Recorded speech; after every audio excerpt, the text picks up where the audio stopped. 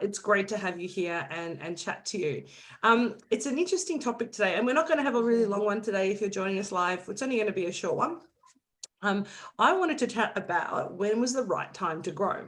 And in fact, we'll probably continue this conversation next week when Kylie is back on deck, because I think it's a really important conversation. And I had it yesterday when I was working with a colleague and doing a little presentation to some people around the types of services that I do.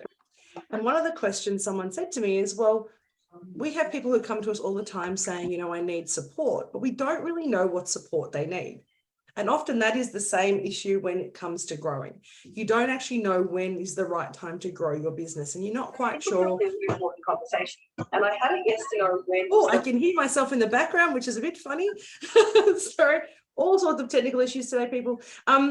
And so one of the things about when we grow our business is that we get this pressure point and we get this pain in the way that we grow. So it might be that we have too many clients and not enough time, or we constantly feel under pressure. There's lots of admin in the background that starts to appear in your business, and you're wondering whether or not it's time to get a virtual assistant or an assistant to come and help you, or even indeed to build your service out by having people to help you pick and pack your products if you do happen to sell a physical product, or another person to deliver your services, maybe another coach or facilitator in your business. And it's a really interesting question because there's this pain point that happens when you choose to grow. So you might be at a particular revenue and you're really comfortable, but you're starting to feel the pressure. And so you say, let's hire someone new.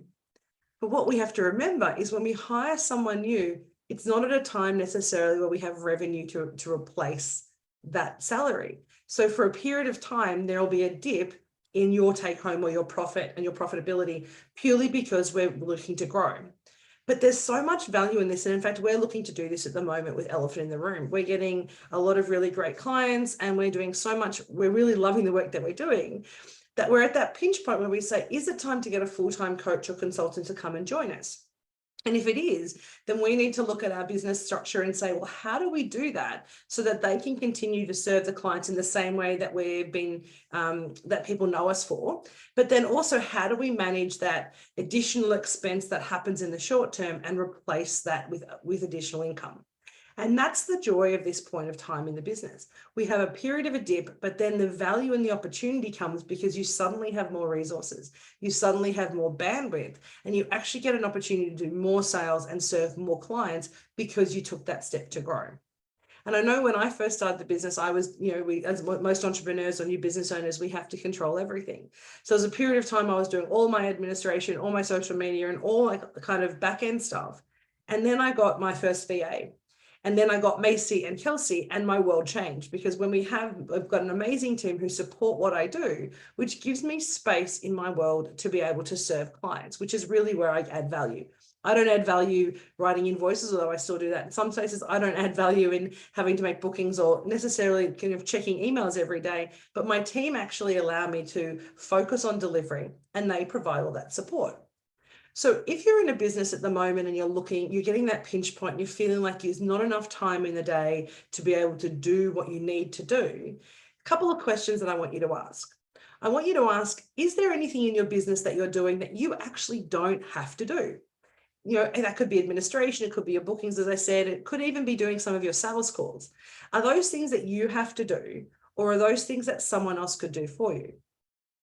So ask that question first and make a note of that. The second question I want you to consider is, if the answer is yes, there are other things, the things that other people can do.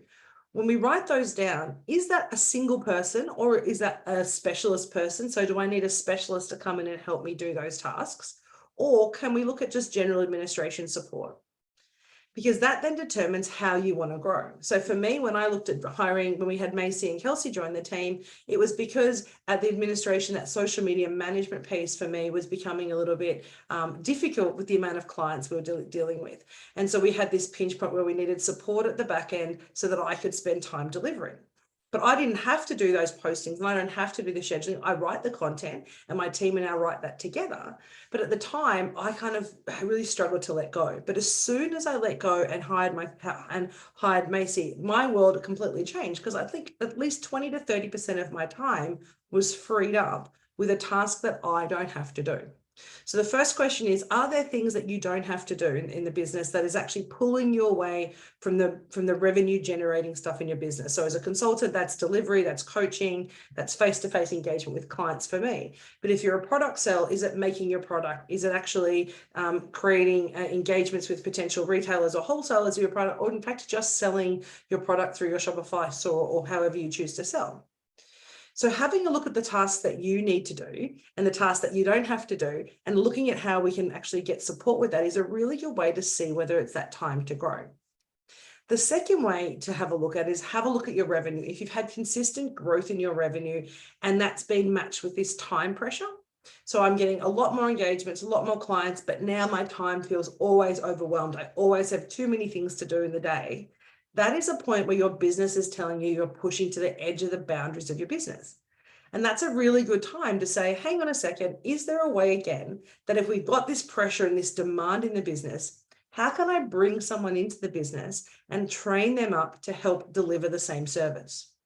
So again, that goes back to your product seller. It might be someone making products. If you have a bespoke product, it might be someone doing the sales of your product so you can focus on delivery, or vice versa. Or as a consultant or a service provider, whether it's a healer or a chiropractor or a business consultant or a life coach, having people join your team to share the load and share that service delivery actually builds sustainability for your business, because then your business is not entirely dependent on you delivering. So in my business, in Elephant in the Room, what we do is we say, well, I do the face-to-face delivery. So at the moment I do the facilitation, the coaching, but I have people who I invite into the business and we work on a contract arrangement who support me with some of the report writing, some of the analysis when I need it, and even some of the preparation of the presentations. And my team are amazing at that. I can give them the content and they can write the presentation with my content. So a large amount of that time is taken and managed by them, and I'm freed up again to serve clients. So for us, we actually ebb and flow with our business by having consultants or contractors come in and work with us. And that's a choice that we've made at the moment. But if we get to a point where we're getting so much demand and people are wanting our services, it's a time for me to sit down and say, well, is it time to have somebody come on either part-time or full-time to take that load? So these are the series of questions that we continually ask ourselves. And we do that because we're doing reviews of our business every quarter or every 6 months to see what is our revenue, what is our time impost that's happening at the moment, and how is that impacting the way that I'm delivering? And a couple of really good indications of when it might be the time to grow is when you start to fall back on deadlines. You've got so much work on, or you're doing particular type of work that's requiring so much of your time, you start to say, yes, I can do all these things. And then all of a sudden the time slips. So the deadlines slip and we keep pushing back because we have all these new clients come on board and we're constantly in this kind of multiple project management piece. That is a really good time to say it's time for us to get support. It's time for our business to kind of expand and either change the business structure or increase the number of staff in the business to help deliver the services. But a lot of these questions you might kind of realize come back to these 3 pillars that I have in the business that we talk about when we do our mastermind and when we do our 3-day coaching program. And that's around clarity. What do you want from the business? If you're sitting at a really nice revenue position at the moment and you're comfortable and you're enjoying the life that you have, if you add additional people to the business, it's just going to add additional pressure, and that may not suit you. And so you have that idea of saying, well, how do I want to maintain what I have now? This is really comfortable. I enjoy the work I'm doing at this size. And then you make a decision, say, this is the size I have.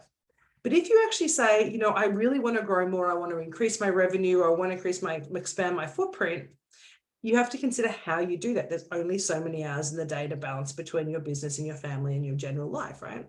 And so that might be the point to say, well, I really want to grow. And I think we could probably double our business because we have that much demand or requirements for the business. So then you're going to need to have somebody who comes in and helps you deliver that. So then there's that period of time where you have the expense and a training time as you grow the business and when you bring extra staff on. So lots of these conversations come back to a time and pressure on the business. But if you're if you're selling a product or manufacturing or importing products to sell, your growth might be a bit different. You might actually have a really great product that you've saturated the market with or is getting really great connections, and you've got some retail and some wholesalers. So your change might be going from selling from a retail shop into wholesalers or vice versa. going from selling only wholesale or online into creating a physical store. And this is often a growth point for many small businesses when they decide to say, am I actually going to expand and make this into something bigger in a household name?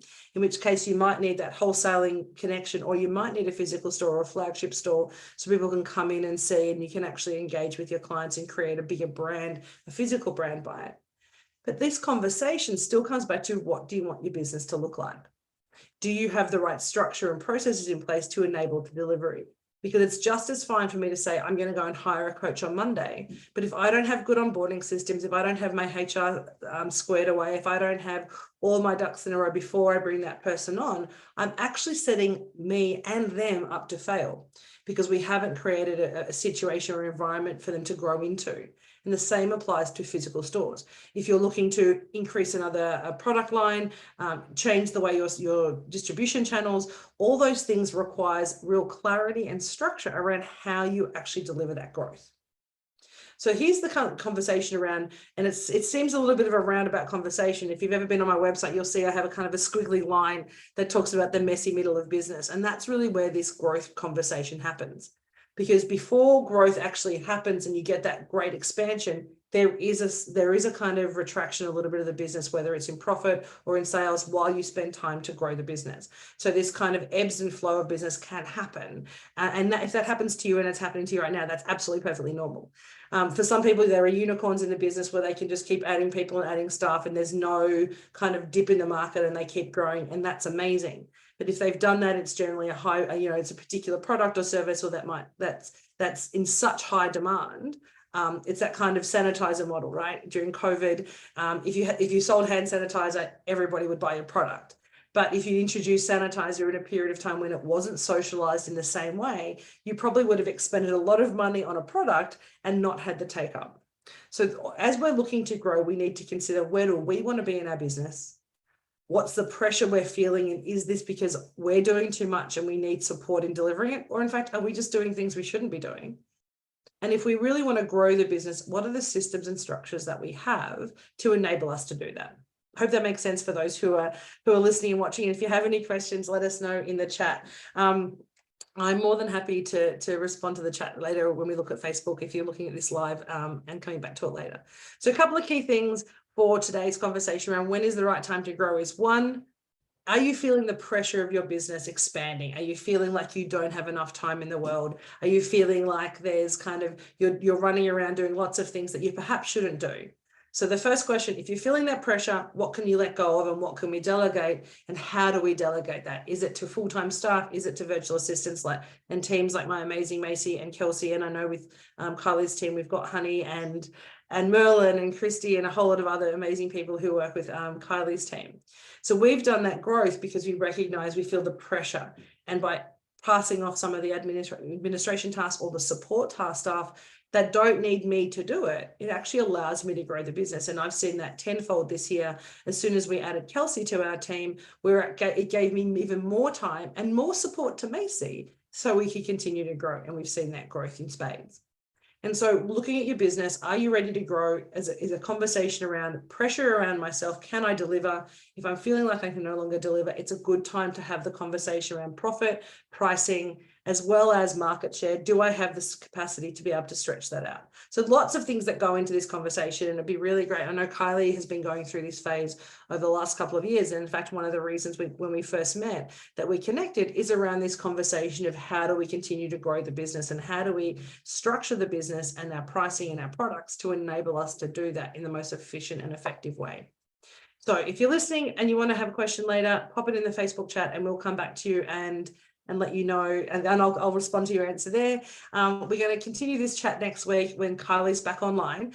But today I want you to think, are you feeling the pressure of your business? Are you ready to expand the business? And how might you do that? What do you need? Is it people? Is it resources? Is it capital? Or is it actually just much better structure so that you can manage your time and your business delivery better?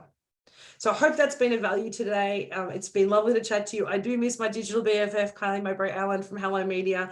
But remember, if you want to reach out to either of us, you can go to hellomedia.team, which is where Kylie hangs out on her website, see her amazing blogs and connect with her through there on her team.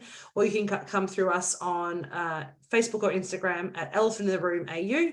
And myself, Kelsey or Macy will be able to help you and connect with you and hopefully solve some of your business problems in the next while. Hope you have a really great day. Thank you for tuning in for this slightly ad hoc bite-sized today. And we look forward to chatting with you next Friday with Kylie back on deck. Have an amazing day, guys. See you later.